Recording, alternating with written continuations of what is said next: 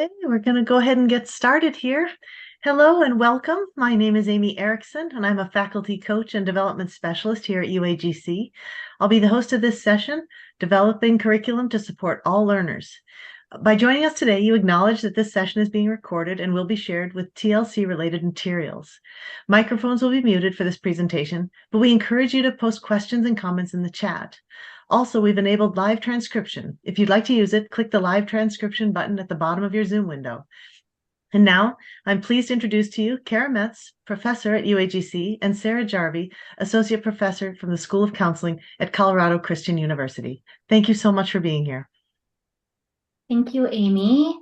I'm Dr. Cara Metz. I am the program chair for the Health and Human Services program at UAGC. Sarah? And I'm Dr. Sarah Jarvie. Sorry for my voice. I'm getting over like a 2-week cold, so it sounds a little raspy. And I am an associate professor in the School of Counseling at Colorado Christian University. Today, we are going to be talking about developing curriculum to support all learners. I think this topic really came up as we decided to look more into not only ADA requirements for online education to make education more accessible to all upfront in the course, but also creating course curriculum that engages learners in creative activities that they can apply the skills that they're going to be using in the field.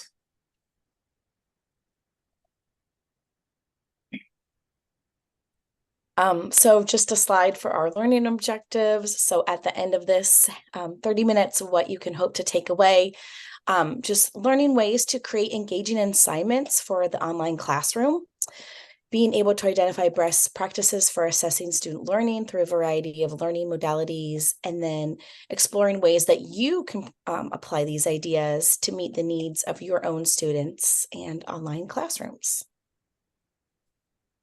So we wanted to start off with talking about what is an engaging assignment.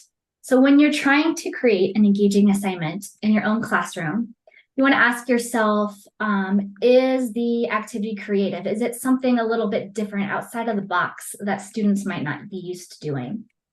Does it provide choice? So having multiple areas where students can choose to use their knowledge or apply what they're learning can be really helpful to really engage learners in different ways.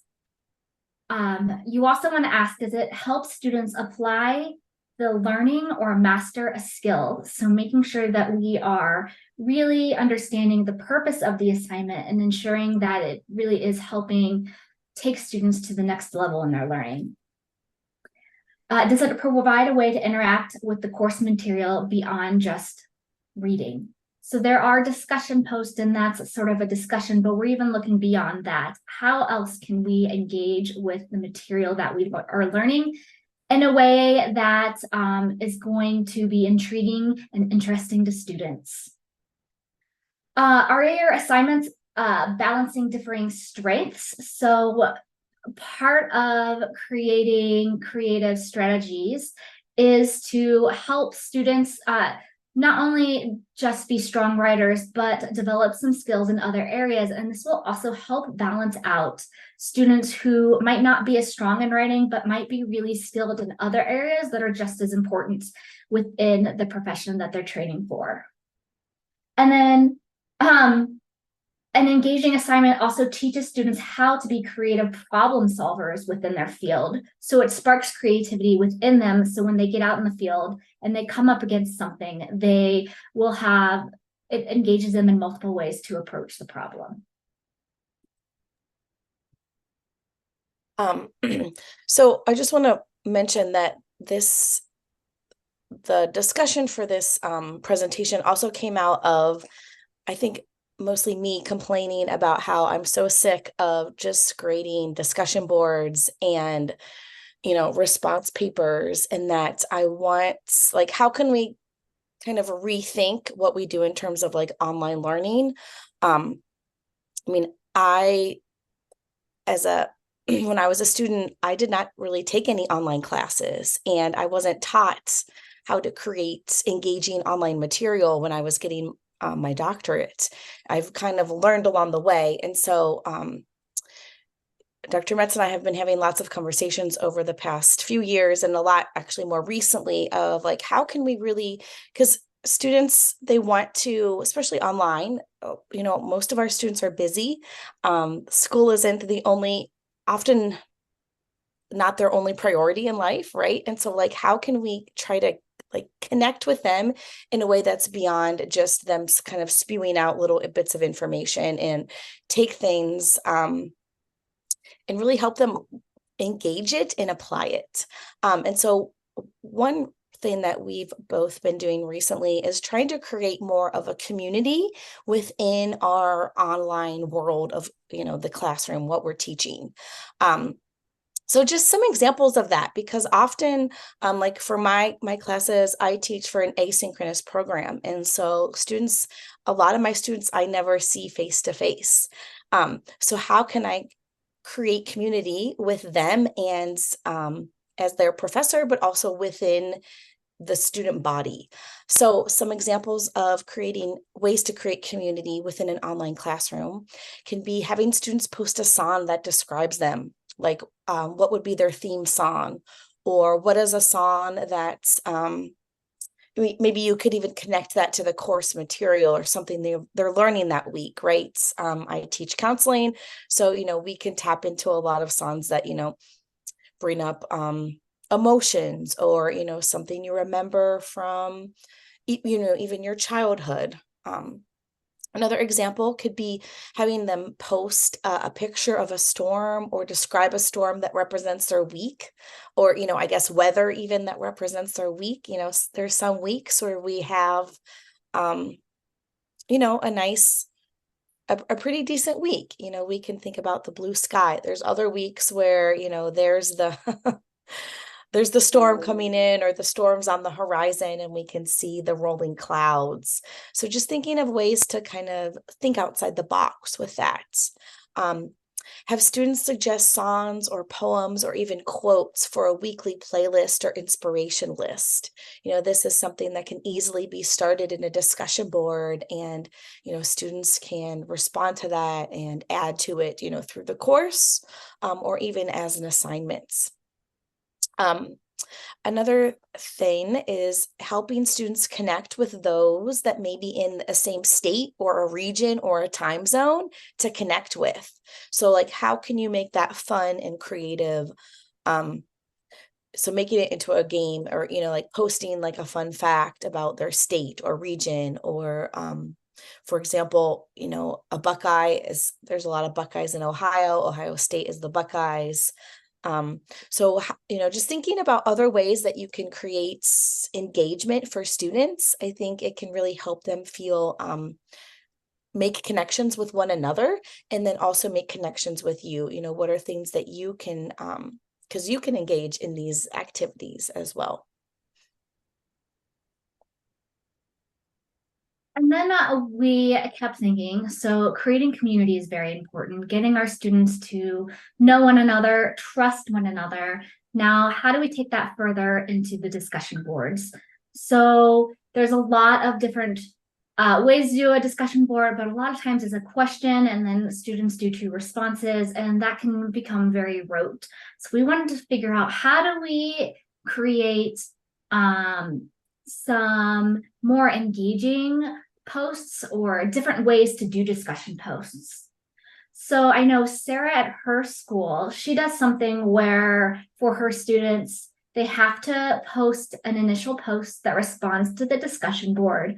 But instead of doing responses to 2 students, they would come to a live learning session and follow up on the material in that way. So then students are engaging in more of a synchronous way. They're getting to know each other. They're able to have an off-the-cuff discussion, and it's a little bit different.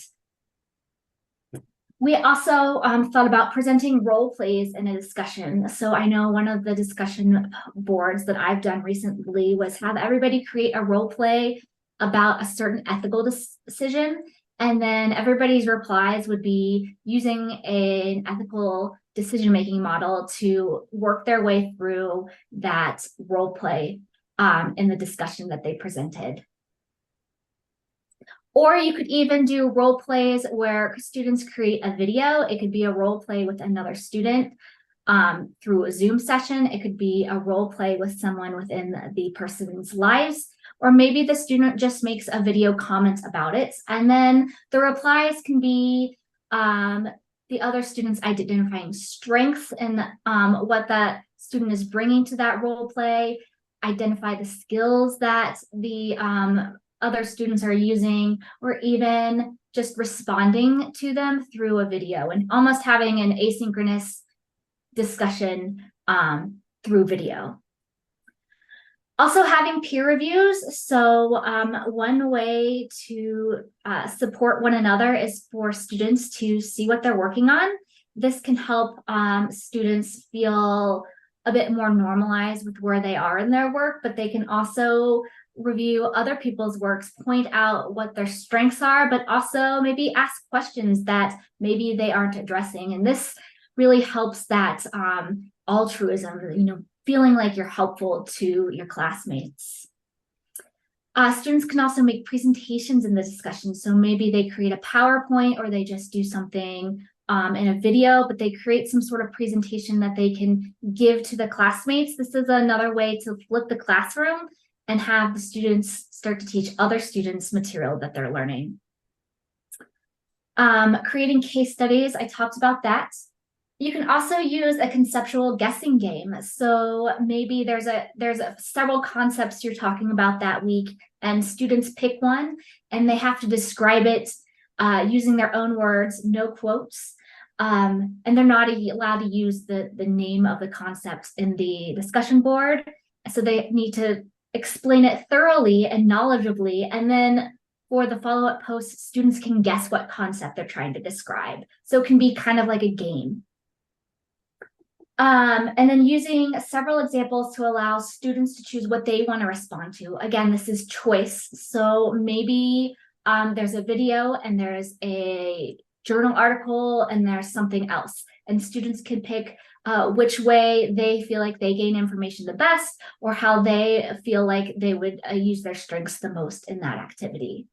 And that also makes it less boring for the instructors because they're not responding just to the same thing over and over again, but they're getting a little variety in there. And hold on. Oh,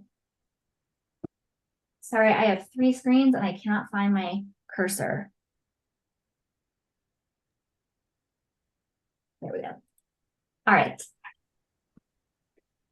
Next, thinking more creatively about assignments. So are there, more than just writing like a written assignment, right? So more, is it a small group presentation? There's a class I just got finished teaching that we have an assignment in there, and it's called a Pechakucha, and they use 20 minutes with just 20 seconds of dialogue for each picture. And so it's a presentation to kind of tell a story through images other than writing, right? It's images, and then they can talk a little bit.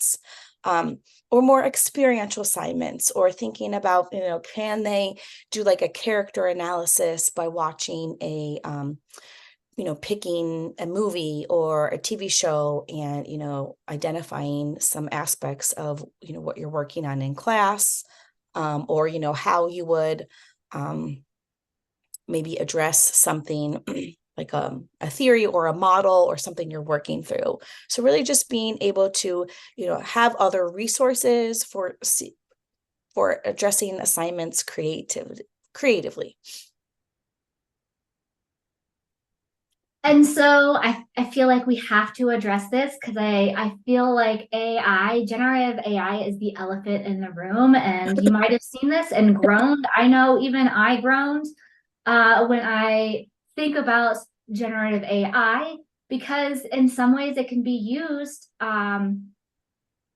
in ways that isn't really promoting growth and learning, but it can be used purposefully in assignments so that students can maybe use it in good ways.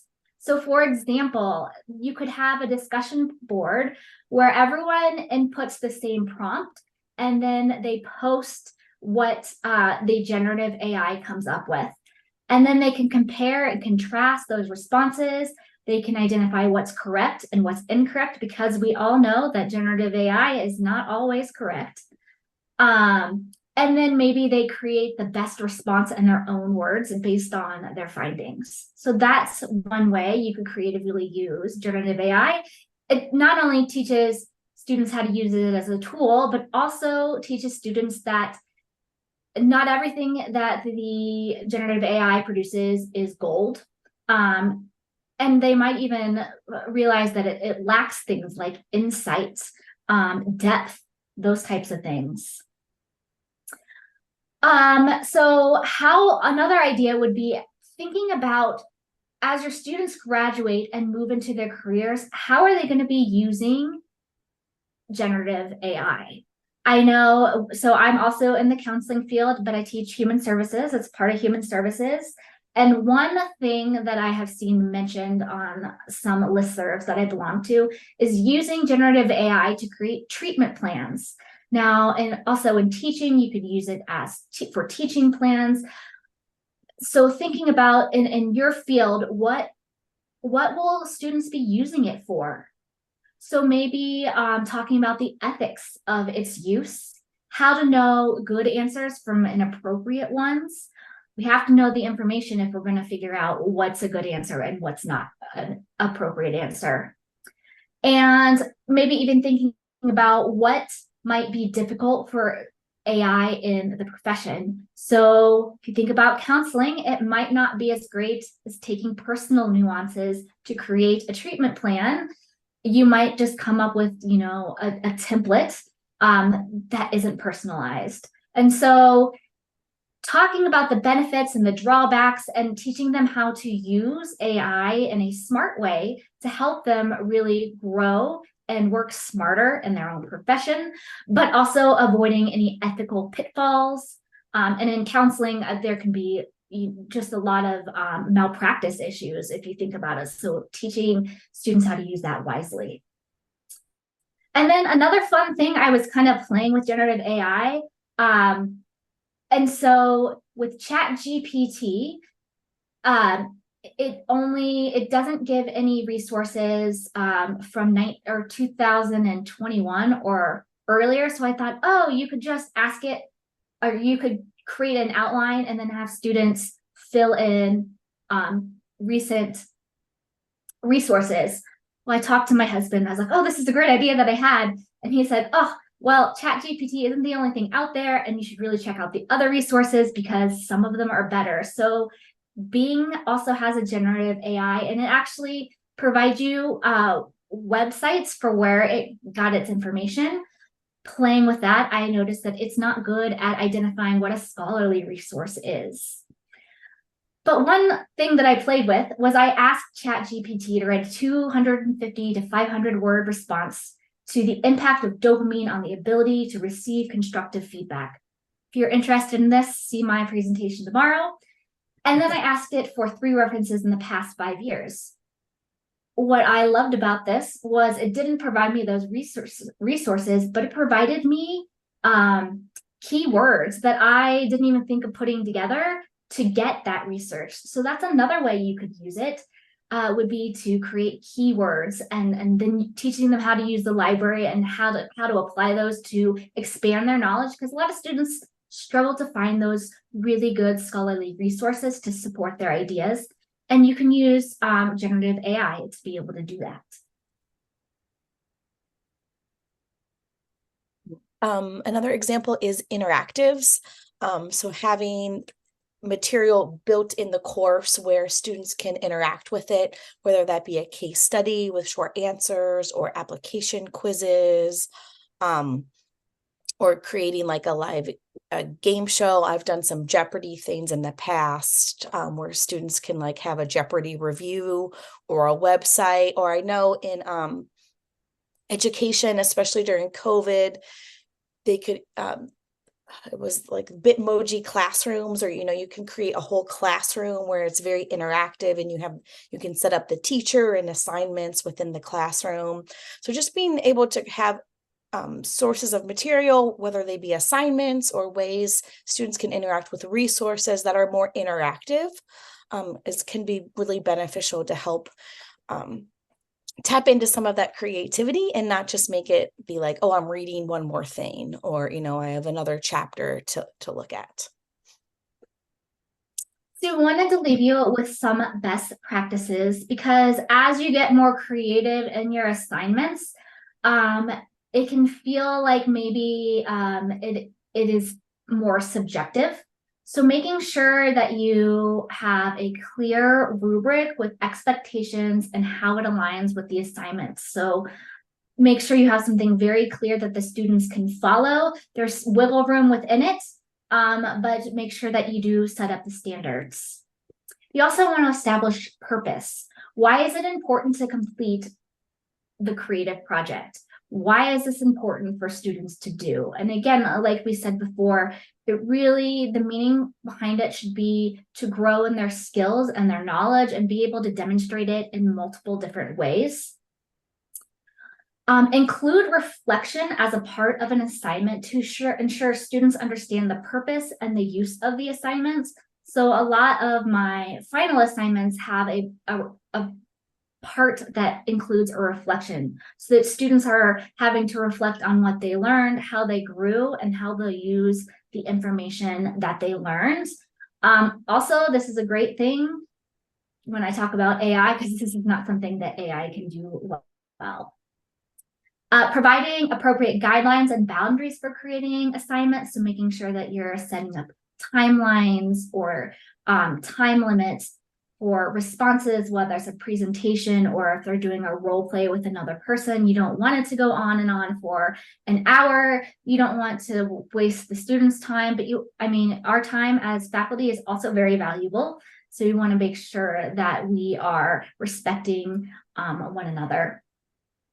And then also, finally, if you're doing something creative and you're using something that isn't normally used, make sure that you are teaching the students how to use those tools, creating some sort of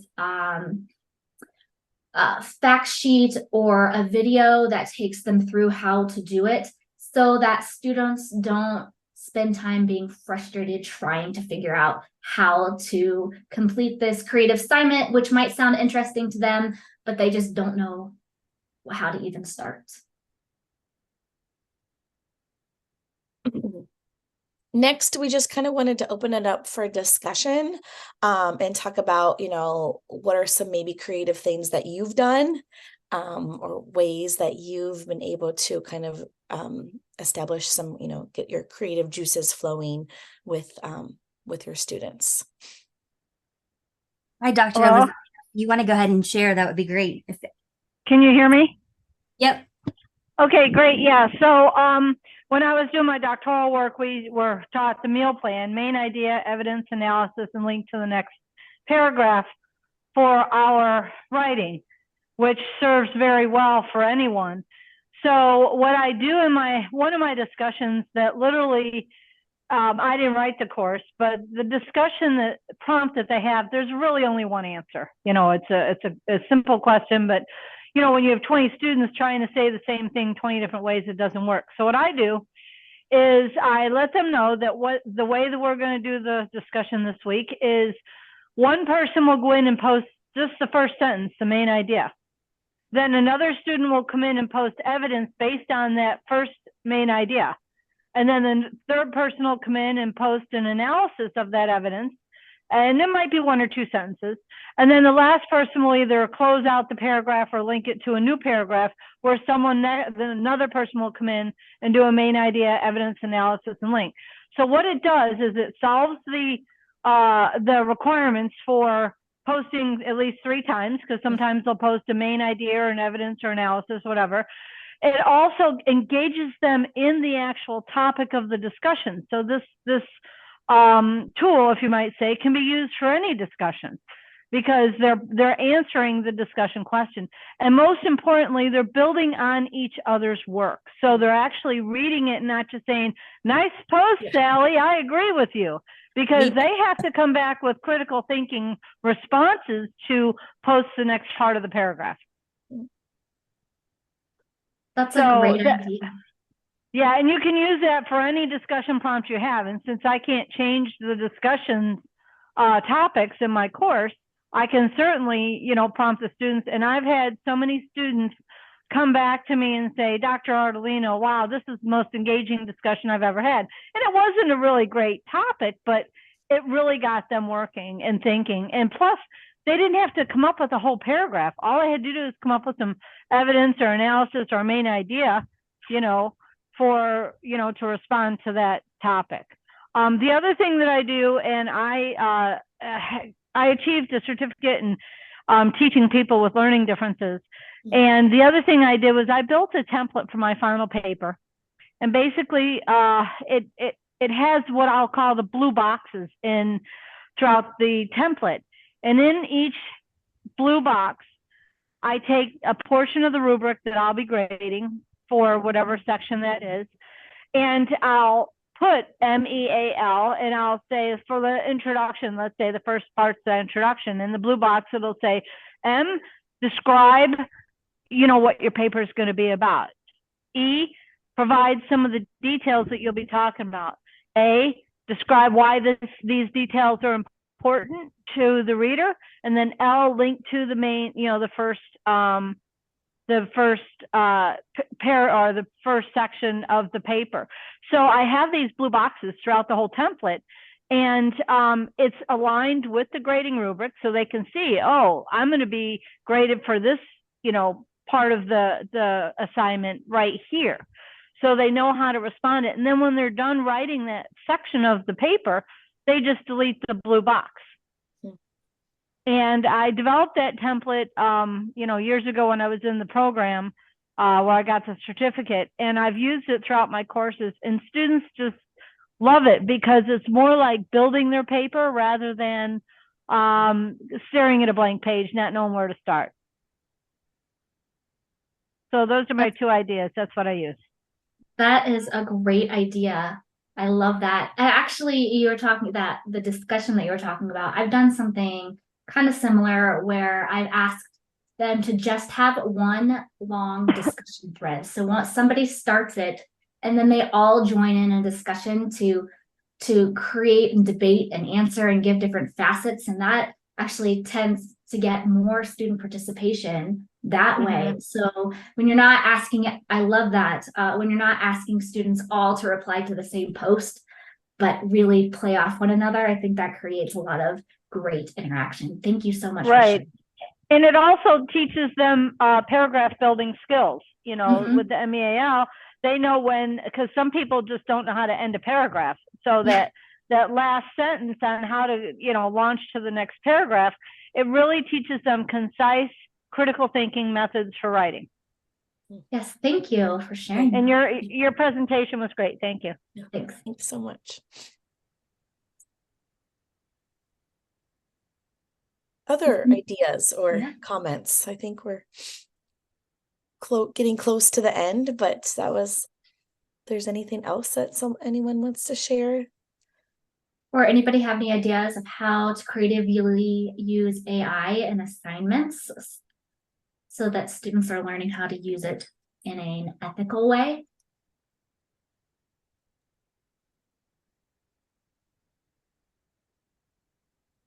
This is Carissa. I think for ideas, using it for possible ideas, I don't know if that's correct or not, but I think it's helpful. I've actually used it for ideas and actually haven't used what it shared, but it gave me ideas. I felt like it almost connected some thoughts in my brain that I wasn't able to connect. So for that, I think it's awesome. I also like the new images and stuff that it creates. If you're making PowerPoints and stuff, the new, it's called DELLE, I believe. It'll make images and they're amazing. So I like it for making images for PowerPoints. That's a great idea. Thank you. Yeah.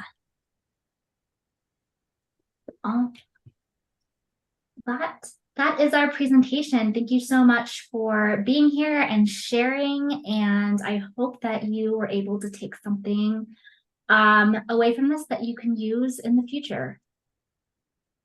Thanks so for your much, time Dr. today. Metz and Dr. Thank you. Jarvie. Thank you so much for being here. And please use this survey link I'm going to drop in the chat for folks to nominate TLC presentations for conference awards. I'll drop that in the chat right now for you. And please also consider attending our next keynote presentation, which is Whom We Serve, Students of Open Access Institutions, with John Aldrich, Allison Weber, Jennifer Tepe, Heather Maxon, and Roger Schultz. And that takes place tomorrow, Wednesday at 9:00 a.m. Pacific time. And hope you enjoy the rest of TLC. Thank you so much for being here. Thank you. Thank you.